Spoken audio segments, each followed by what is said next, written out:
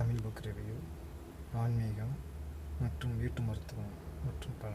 இந்த பதிவில் நிறுவனங்களும் கல்லூரிகளும் என்ற பார்வையில் நாம் சில பதிவுகள்.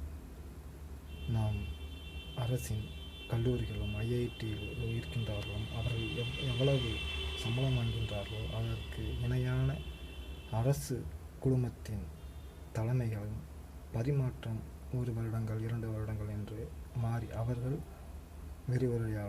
விரிவுரையாளர்கள் அதிகாரிகளாகவும் நிர்வாகத்திற்கும் சென்று வருவது சிறப்பாக அமையும். எவ்வாறு நாம் ஆசிரியர்கள் வாக்குப்பதிவுகளுக்கு காரணமாகவும் நேர்மையாகவும் இருக்கின்றார்களோ அவ்வாறே இங்கும் நாம் எதிர்பார்க்க வேண்டிய காலத்தின் கட்டாயத்தில் இருக்கின்றோம்.